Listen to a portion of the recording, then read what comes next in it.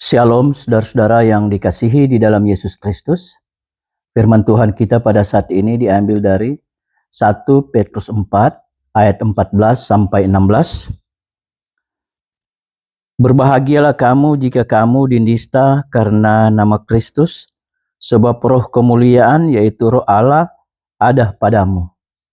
Janganlah ada di antara kamu yang harus menderita sebagai pembunuh atau pencuri, atau penjahat, atau pengacau.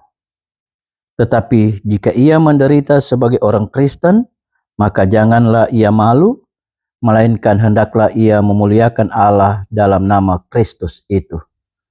Tema kita, jangan malu menderita sebagai orang Kristen. Saudara-saudara yang dikasihi dalam Yesus Kristus, secara umum firman Tuhan ini diberikan Rasul Petrus kepada orang perantauan yang ada di Pontus, Galatia, Kapadokia, Asia Kecil, dan Bitinia. Dan secara umum, salah satu pokok yang diangkat oleh Rasul Petrus, salah satu pokok yang penting adalah sukacita dalam penderitaan.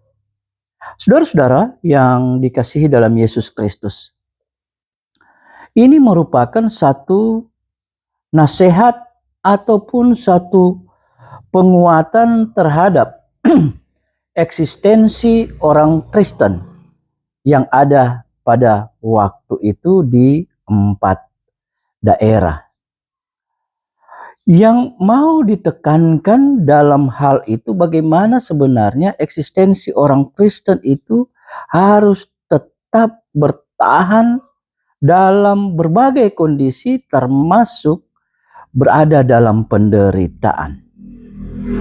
Dan ini sebenarnya mengantisipasi agar orang Kristen yang ada jangan terpeleset ataupun jangan merasa malu ataupun tidak sanggup bertahan dalam penderitaan yang akan datang.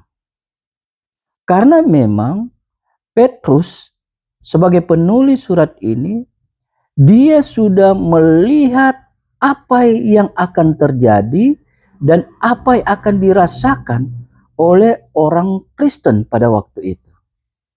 Ada beberapa hal yang akan membuat orang Kristen hidup di dalam penderitaan. Yang pertama, munculnya nabi-nabi palsu dan ajaran-ajaran palsu. Tentunya bukan hanya saja membuat kebingungan dalam soal iman, tetapi akan membuat mereka hidup di dalam pergumulan. Dan ini merupakan satu bentuk dari penderitaan orang Kristen. Hal yang kedua yang dilihat adalah orang Kristen itu kemungkinan besar akan dinista hanya karena Yesus Kristus. Percaya kepada Yesus Kristus. Dan hal yang ketiga, sudah mulai terjadi pemerintah Romawi mulai menganiaya orang-orang Kristen. Sehingga bisa dikatakan ada penghambatan terhadap perkembangan orang Kristen. Bukan hanya saja melarang peribadatan, tetapi bagaimana sebenarnya orang yang mau beribadah kepada orang Kristen itu ditekan, dipenjara, bahkan dibunuh. Hal-hal inilah sebenarnya yang akan membuat orang-orang Kristen di 5 daerah tadi akan berada di dalam penderitaan. Petrus menekankan bahwa kalau penderitaan semacam itu tidak perlu malu. Dia mengatakan bahwa kalau penderitaan seperti itu karena ada penistaan ataupun karena ajaran-ajaran palsu yang merorong, bahkan dari pemerintah yang menganiaya, tidak perlu malu. Karena roh kemuliaan ataupun roh Allah ada pada kita, ada kepada orang-orang Kristen. Roh kemuliaan ini yaitu adalah satu keagungan ataupun satu kehormatan yang diberikan Allah kepada mereka, kepada orang-orang Kristen. Ini merupakan satu hal yang harus diperhatikan, karena roh keagungan ataupun kehormatan ini merupakan keutamaan bagi orang Kristen. Kalau kita berbicara tentang keutamaan, maka kita akan berbicara bahwa inilah salah satu keunggulan dari orang Kristen, ataupun merupakan satu moral tertinggi dari orang Kristen. Itulah yang dikatakan keutamaan. Jadi ini tidak perlu, sekali lagi tidak perlu malu dalam menghadapi persoalan-persoalan yang ada ataupun menjadi orang Kristen. Umat Kristen jangan menderita karena kesalahannya. Jadi ini mau ditekankan sekali lagi, kalau hanya penderitaan-penderitaan begitu jangan perlu malu. Dan lebih ditekankan bahwa orang Kristen ataupun umat Kristen jangan menderita karena kesalahan sendiri. Apa itu kesalahan sendiri? Di dalam ayat 15 ditekankan bahwa menderita sebagai pembunuh, pencuri, penjahat, atau pengacau. Kalau menderita karena mencuri, karena membunuh, sebagai penjahat atau pengacau, wajar itu orang Kristen malu.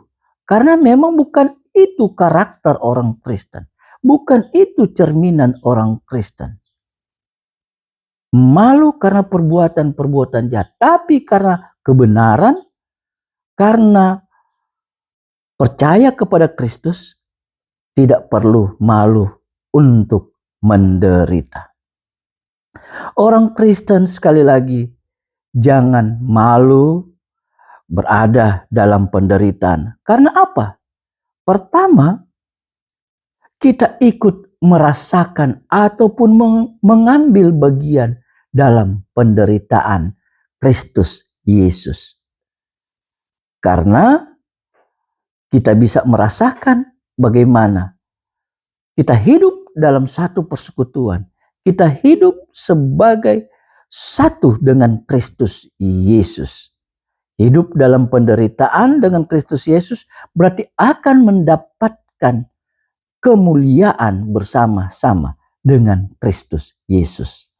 Hal yang kedua adalah jangan malu hidup menderita sebagai orang Kristen, karena walaupun kita menderita, tapi persekutuan kita dengan Yesus tetap hidup dan Yesus akan memberi jalan keluar agar kita bisa bertahan dan dapat keluar dari pergumulan hidup kita dalam penderitaan kita.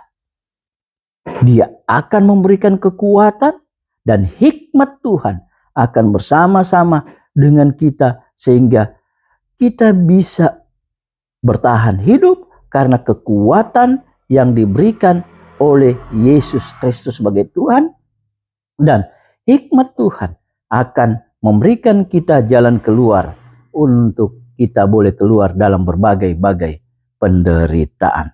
Hal yang ketiga, bukan berarti kita pasrah hidup dalam penderitaan, tidak.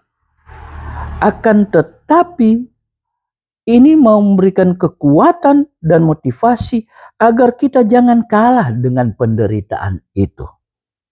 Sehingga kita melakukan hal-hal yang tidak berkenan kepada Tuhan. Itu yang diingatkan. Jadi, sebagai orang Kristen, mampu kita bertahan hidup dan kita tetap melakukan hal-hal yang berkenan kepada Tuhan.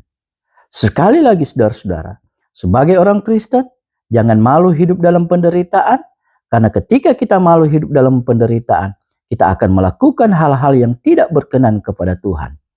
Tetapi ketika kita mengatakan kita sebagai orang Kristen dan tidak malu, maka kita akan tetap hidup dalam keutamaan kekristenan, yaitu mempunyai kemuliaan Kristus, mempunyai moral yang baik, dan juga mempunyai keunggulan-keunggulan yang tidak dimiliki oleh orang lain sebagai manusia yang sejati, segambar dengan Allah. Demikianlah firman Tuhan. Tuhan memberkati kita.